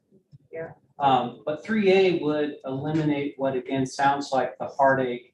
And I think the commission would at least have then something to gnaw on at the next meeting with respect to the rest. With regard to that, I was thinking that maybe the middle ground here is to have this 3A policy as a component of the business service review process. In that, any agency that chooses to self-exempt shall be subject to review at their MSR, where the executive officer may determine that it really wasn't.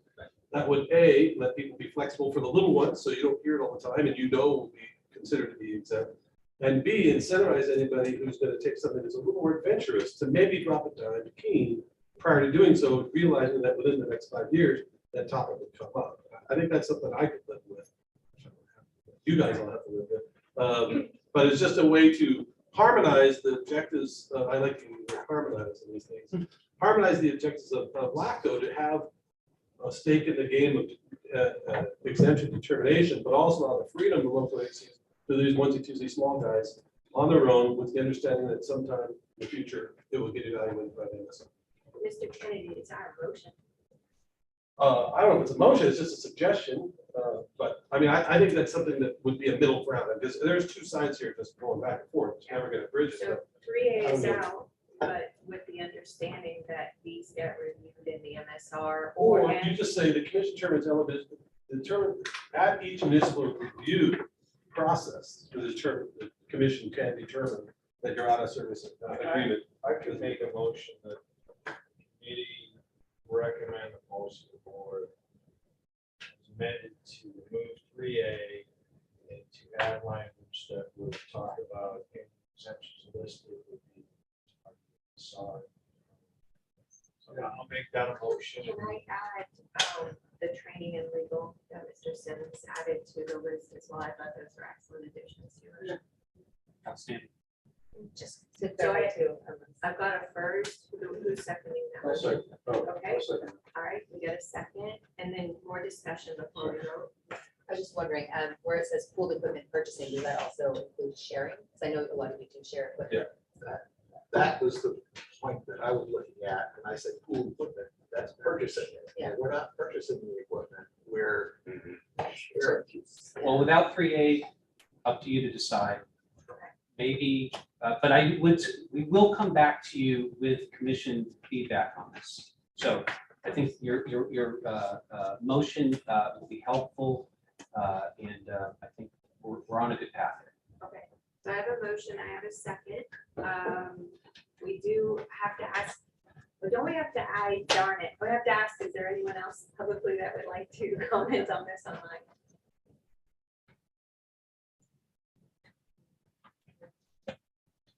No, okay, all right, and then can we do the roll call, please? Kimberly Thorner, Yes. Dan Baldridge, Yes. Paul Bushy, Yes. James Gordon, Yes. Diane Hanson, Yes.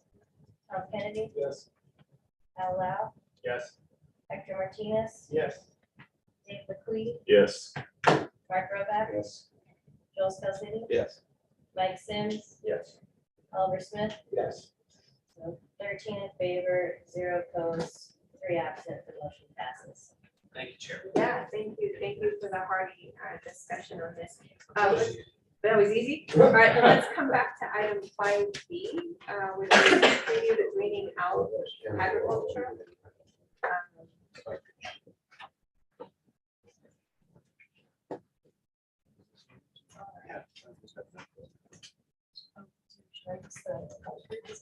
Yeah. I was curious, did the, I don't think There was. did they ever have a recommendation? Yes.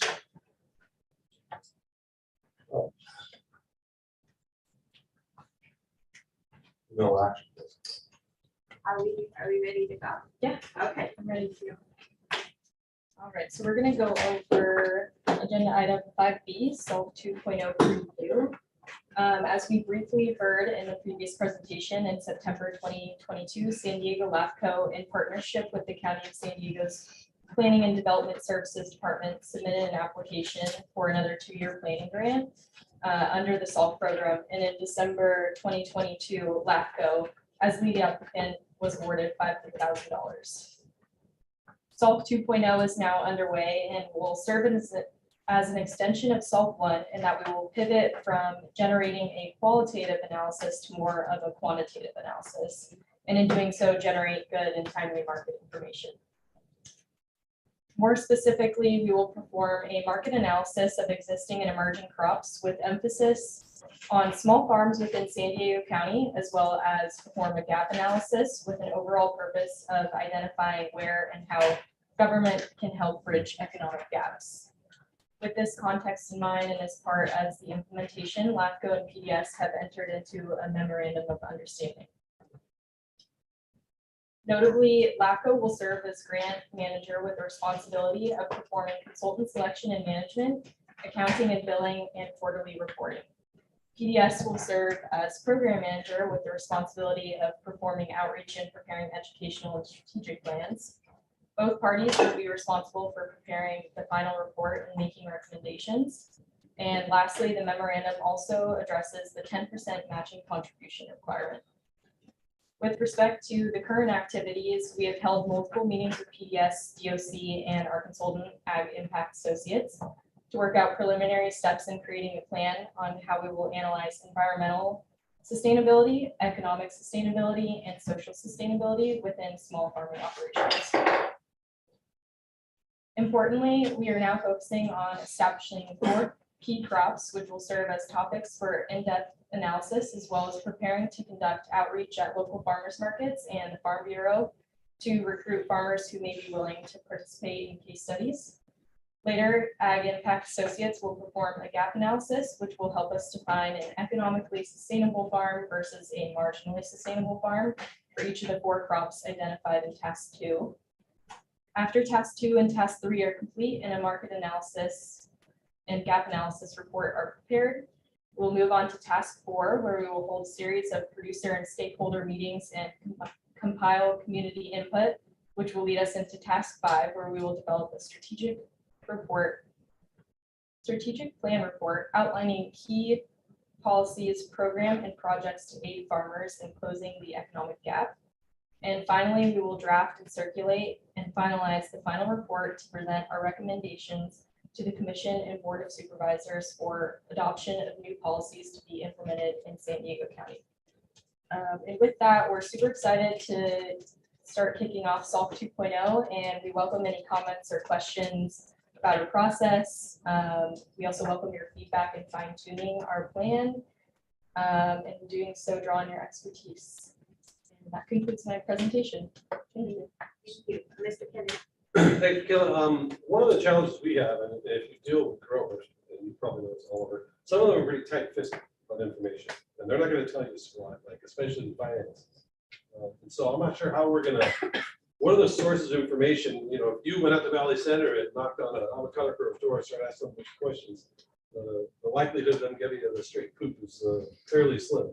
So that'd be fair trade business end of a shotgun. or that. But that's another. So I guess how do we gather data that we can rely on to make assessments of it? I think what we're trying to do is work with the planning develop or the PDS, who has tighter networking and they're maybe more able to. PDS is what are they doing? Planning and development services. From the county of San Diego? But I can go ahead and let They're Christine take over so persona she gives you a little grata bit more. Yeah, I can tell you that. Yeah, I just, great response, Michaela. I just wanted to add to that. So as part of SALT 1.0, I completely agree. We were with farmers, and one of the farmers I'll never forget said, one of the problems with government is y'all come and want to take a look at my checkbook and, know everything. So one of the things that we'd like to do as part of this process, and through the help of planning and development services, as well as the consultant that we're working with, which is Agricultural Impact Associates, is to be able to sort of network through the relationships that the Farm Bureau has. Perhaps they would be agreeable to providing anonymous information.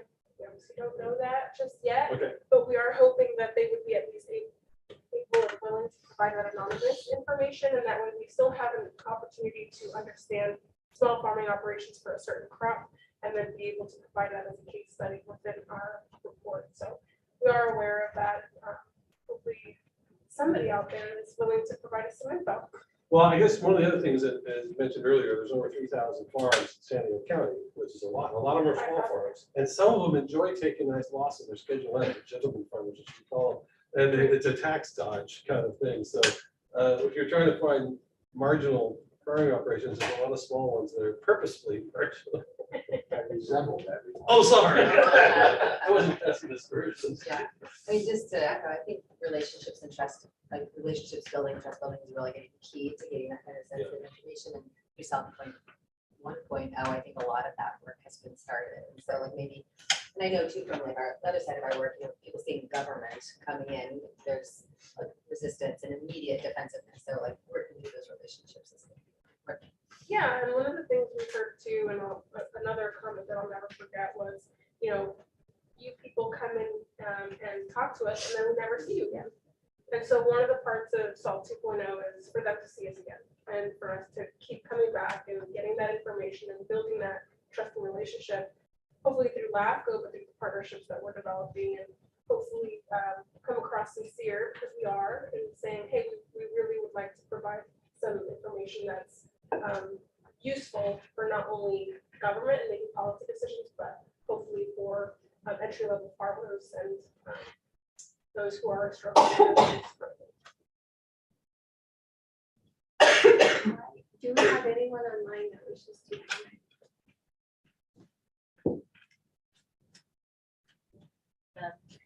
Thank you for the presentation, Stevens.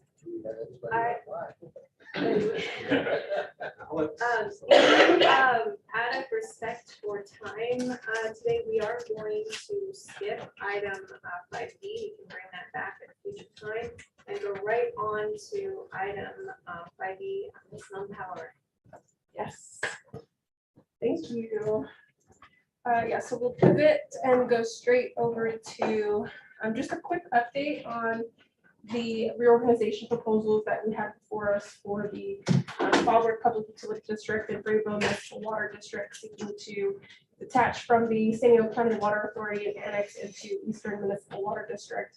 The last update you heard from all of us, not including the media, I'm sure, was in March of 2023. So we're just coming back with an update. And she's gonna put it up.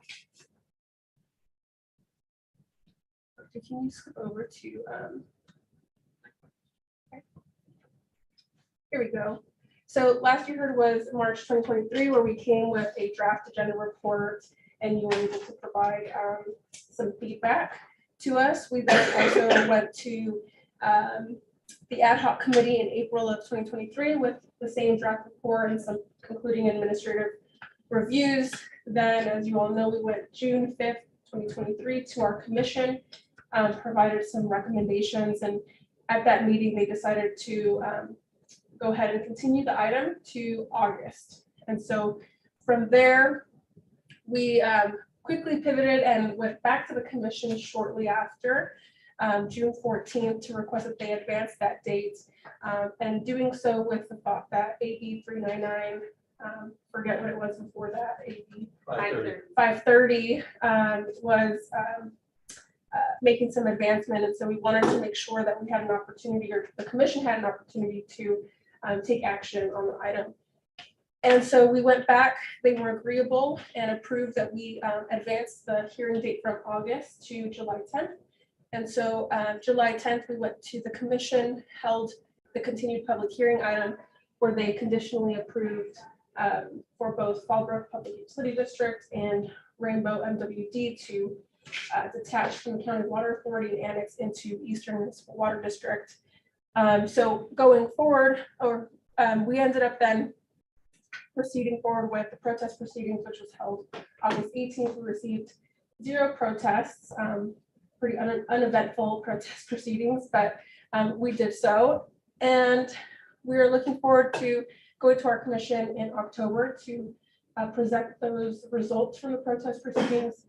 And then in November, I know that both the agencies will be holding elections within their jurisdictional boundaries to have their voters vote on the detachment. So with that said, a very quick and brief update. Anything, I do have Adam, who's our consultant, as you all know, and just want to ask if he has anything to add. No, that's perfect. Okay, so just a quick update, that's where we're at now.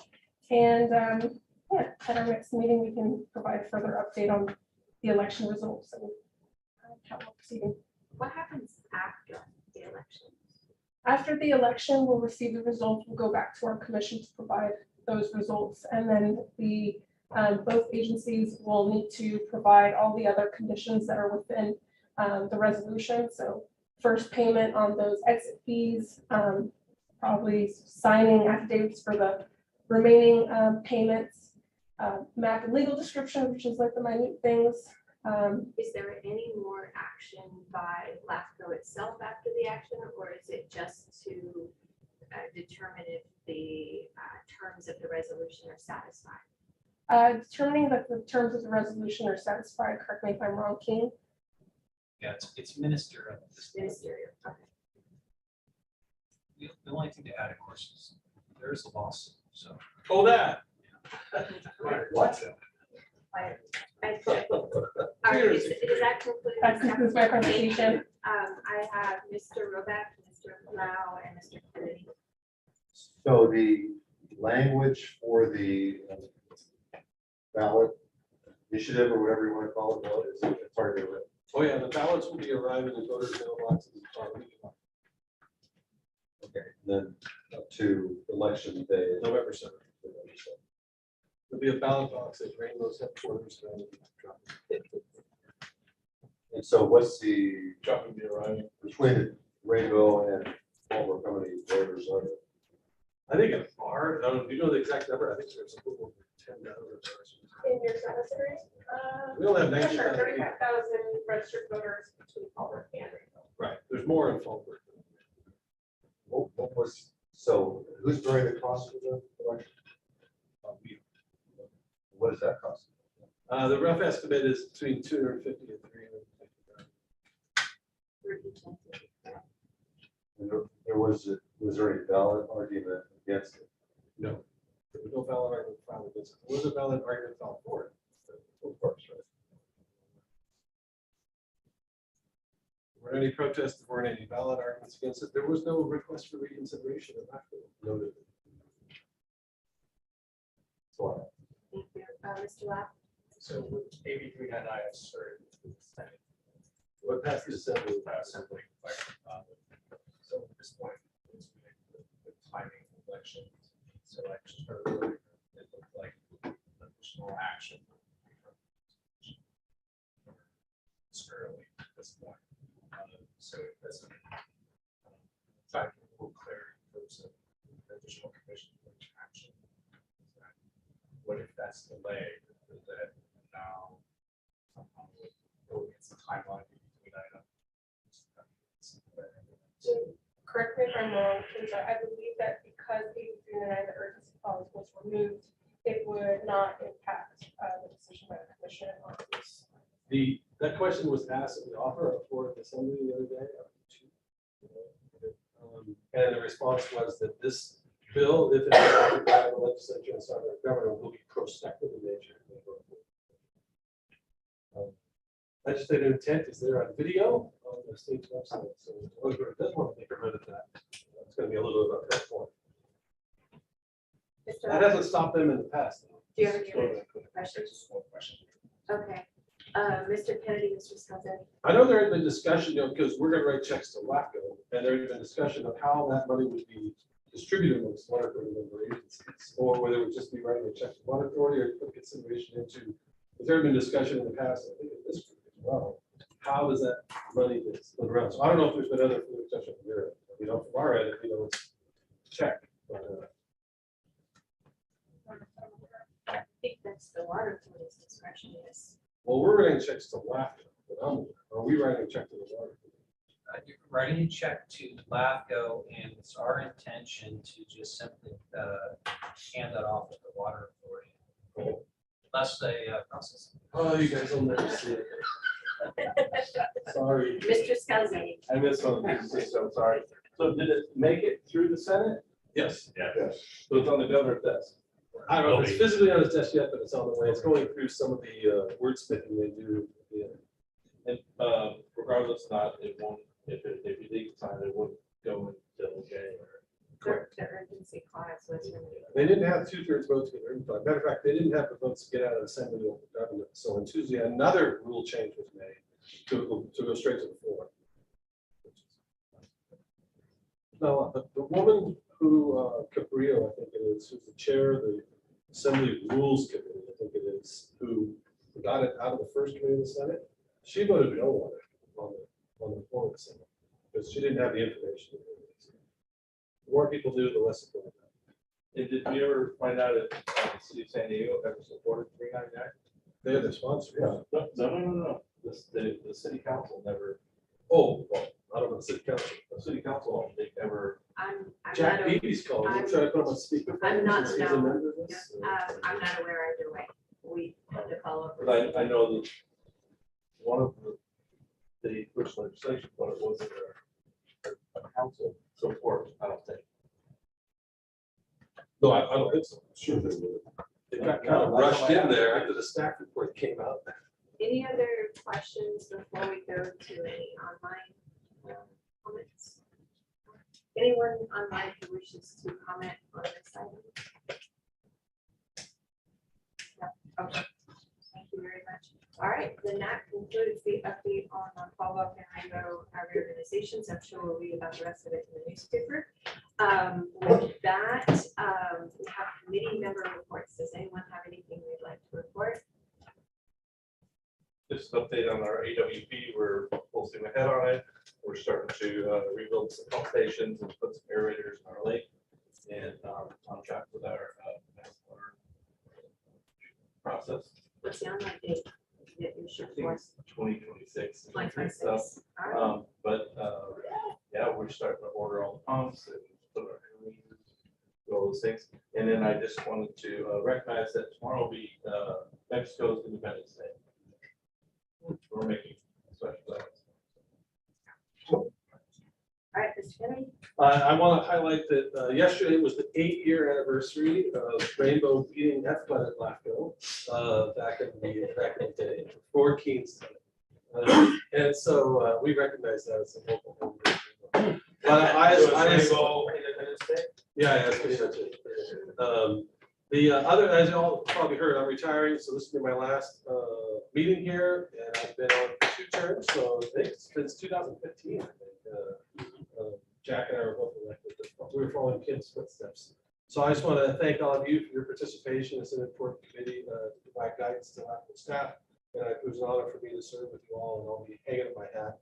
But with any luck, I'll still be around, convincing around the edges on such matters going forward. So thank you. Thank you for your service. It's somebody that wanted to comment on that one. There's probably play. October 5th is the date for that. Mr. Rebecca. That's a good entree, because I was adamantly against that. You know, I was for what LAFCO wanted, which was the combination of Fall River and Rainbow. But Tom and I have become friends since then. So despite that, yeah. So that was a low hanging fruit. You cost us $9,000 the FPPC. I know. Well, you guys broke the law, so that's why I filed the action. So anyhow, I saw that as a low hanging fruit for other opportunities. Consolidations, etc. But that being said, Oh, the Ojai Helix one. I'm working on that. Oh, this guy's tough nut here. So anyhow, I just want to comment. I think this presentation you did here is excellent. Yeah. Very good.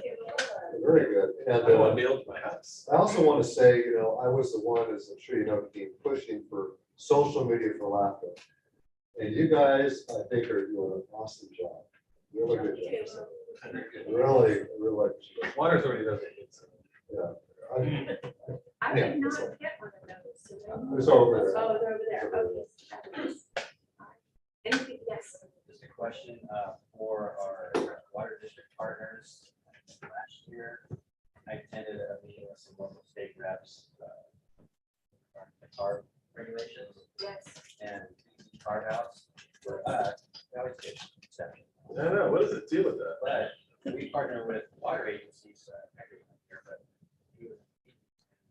I supported carve outs for them because they emergency respond for us. Water main breaks, hydrants get snapped off, stuff like that. And they need to have gas powered vehicles that can get there in a timely fashion and not have to worry about charging, sit on scene for hours sometimes. Oh, I just saw some stuff with CARB recently. I didn't take the time to read through it all to see if it indeed was marked out. AB 1594 is enrolled in gross, which I think really means it's going to the governor's desk, and it does add water agencies into that. But it says that CARB has to work with us on the medium and heavy duty vehicles. But the intent there is that, yes, sometimes we're out for 24 hours on issues that we may need those gas vehicles for. So it's on its way, and I believe it had no opposition. I just read the analysis. Yeah, we're keeping our fingers crossed on that one. In our electric vehicles, as long as there's a diesel generator in the back. Yeah, it's only a generator. All right, with that, we are on to the executive officer report. Nothing to add. Nothing to add. Okay, that being said, we are now adjourned. Well, Tom,